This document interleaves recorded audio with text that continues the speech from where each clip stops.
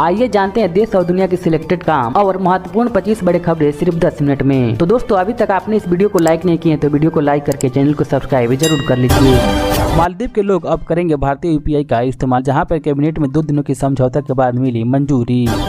देश लौटने से पहले भारतीय उच्चायुक्त ने लगा दी जस्टिन ट्रूडो का गला, जहां पे कनाडा से खराब होते रिश्तों पर कह दी बड़ी बात। राजदूत संजय वर्मा का आरोप, बोले कनाडा सुरक्षा खुफिया सेवा के लिए काम करते हैं कई खालिस्तानी समर्थक चरमपंथी। हरियाणा के फैसले से फिर गर्मा सकता है एसी, जहां पे आरक्षण में क्रीमी लेयर का मुद्दा पर नीतीश सरकार भी चलेंगे सीएम सैनी की राह। डोनाल्ड ट्रंप को राष्ट्रपति बनाने के लिए एलन मस्क ने खोला खजाना, जहां पे हर रोज 8 करोड़ रुपये देने का किया ऐलान। विकसित अर्थव्यवस्था और रोजगार के सृजन के लिए समर्पित एमपी सरकार। आंध्र प्रदेश में 2 से ज्यादा बच्चों वालों ही लड़ सकेंगे स्थानीय निकाय चुनाव, जहां पे चंद्रबाबू नायडू सरकार लाने जा रही है नया कानून। दिल्ली में सोनम वांगचुक के अनशन का 16वां दिन, जहां पर उन्होंने बोला कि यह वन बर्थ है, न कि विरोध प्रदर्शन। दरभंगा एयरपोर्ट के एक सिविल एनक्लेव का पीएम मोदी ने किया शिलान्यास, अब ये उत्तर बिहार के लिए हो सकता है गेम चेंजर।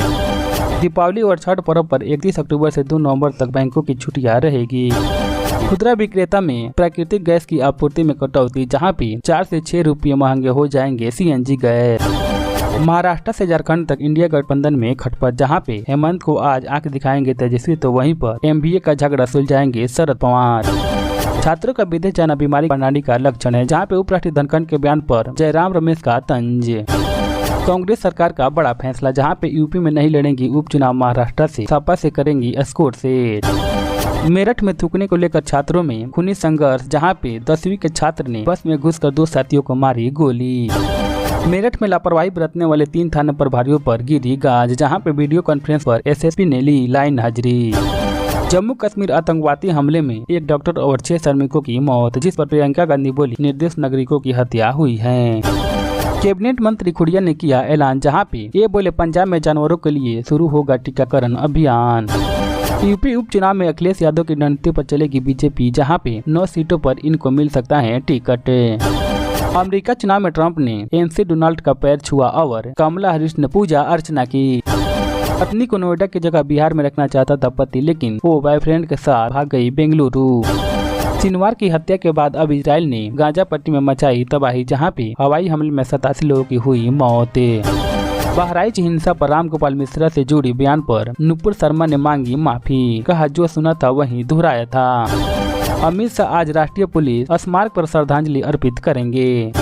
प्रधानमंत्री नरेंद्र मोदी देश के पिछले सरकारों पर लाखों करोड़ रुपए के घोटाला करने का आरोप लगाते हुए रविवार को कहा कि 10 साल पहले तक इन घोटालों की चर्चा अखबारों में छाई रहती थी, लेकिन अब उनके नेतृत्व वाली सरकार के नए कार्यकाल में सिर्फ 125 दिन में ही 15 लाख करोड़ रुपए का काम शुरू होने का चर्चा हर घर में हो रही है।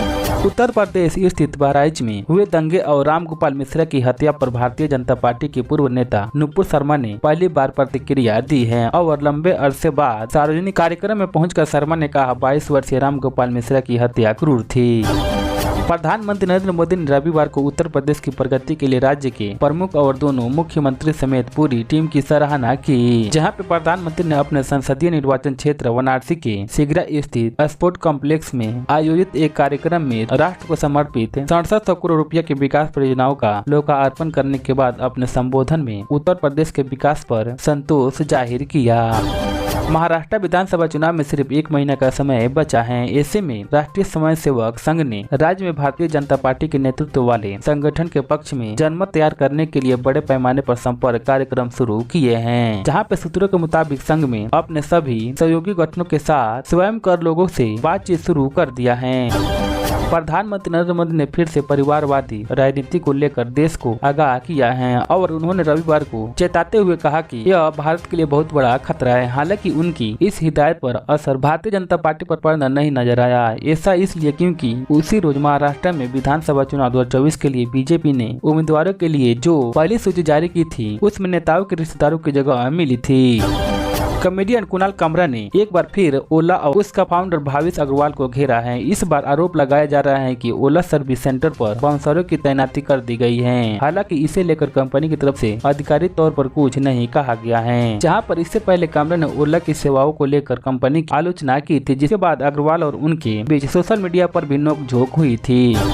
देश भर में एनसीसी के 500 से अधिक कैंडिडेट अपनी तरफ से पहले विशेष नौवायक अभियान पर सोमवार को रवाना होंगे। इस दौरान कैंडिडेट 3 राज्यों उत्तर प्रदेश, बिहार और बंगाल में गंगा और हुगली नदियों के नौवायक करते हुए लगभग 12,000 किलोमीटर की दूरी तय करेंगे। प्रधानमंत्री नरेंद्र मोदी 16वें ब्रिक्स शिखर सम्मेलन में भाग लेने के लिए सोमवार को रूस के लिए रवाना होंगे और यहां अपनी यात्रा के दौरान वह समूह के नेताओं और अन्य आमंत्रित अतिथियों के साथ द्विपक्षीय बैठक भी करेंगे। राष्ट्रीय राजधानी के एक कोचिंग सेंटर में सिविल सेवा की तैयारी कर रहे 3 अभ्यर्थियों की मौत के संबंधित मामले में सुप्रीम कोर्ट सोमवार को सुनवाई करेगा, जहां पे सुप्रीम कोर्ट की वेबसाइट पर अपलोड की गई सूची के अनुसार जस्टिस सूर्यकांत और जस्टिस उज्जवल भुरिया की पीठ इस मामले की सुनवाई करेंगी। मालदीव के राष्ट्रपति मोहम्मद मुइज़ ने रविवार की कैबिनेट की सिफारिश के बाद अपने देश में यूपीआई शुरू करने का फैसला किया है, जहां पे यह कदम भारत द्वारा डिजिटल और वित्तीय सेवाओं के विशेष एकता साझा करने के बाद आया है।